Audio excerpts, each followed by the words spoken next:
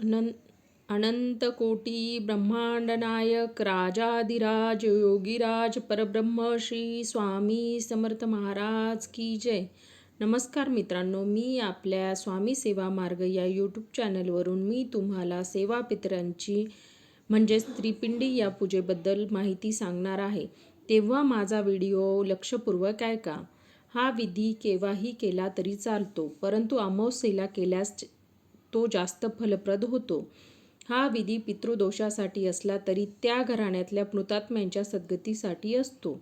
त्या घराण्यातील स्वजातीय किंवा परजातीय मृतात्म्यांच्या सद्गतीसाठी नसतो. परत एकदा सांगते मित्रांनो, त्या घराण्यातल्या स्वजातीय किंवा परजातीय मृतात्म्यांच्या सद्गतीसाठी नसतो. कुटुंबात 3 वर्षात श्राद्ध विधीचा लोप झाला असेल तर हा विधी करणे अत्यंत आवश्यक आहे. काही वेळा प्रेतात्मे बाहेरच्या बाधेच्या रूपाने त्रास देतात. त्यांचेपासून मुक्तता होण्यासाठी याचा लाभ होऊ शकतो. हा विधी साधारणतः 3 तासाचा असून आदले दिवशी मुक्कामास जाऊन दुसरे दिवशी 1 वाजेपर्यंत पुन्हा निघता येते. हा विधी शक्यतोवर त्र्यंबकेश्वर येथेच करावा. या विधीची दक्षिणा अंदाजे 301 ते 351 रुपये असते. तातडीचे अथवा अडचणीच्या वेळी हा विधी एकट्या पुरुषाने केला तरी चालतो.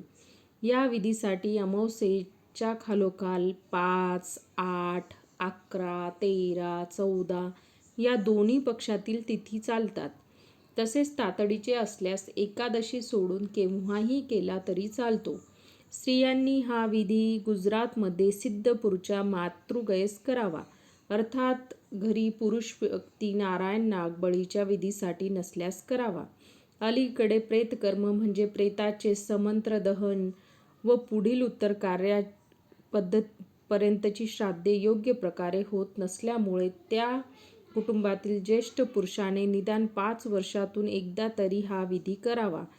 या विधीमुळे मुलामुलींचे अडलेले विवाह होतात. शिवाय वडिलोपार्जित इस्टेटीबाबत त्या कुटुंबाच्या बाजूने कार्य मार्गी लागते. जीवनात पदोपदी येणाऱ्या अडचणी खूपच कमी होतात. नमस्कार मित्रांनो, जर माझी ही माहिती तुम्हाला योग्य वाटत असेल तर कृपया तुम्ही माझ्या चॅनलला लाईक करा, सबस्क्राईब करा, शेअर करा. धन्यवाद मित्रांनो.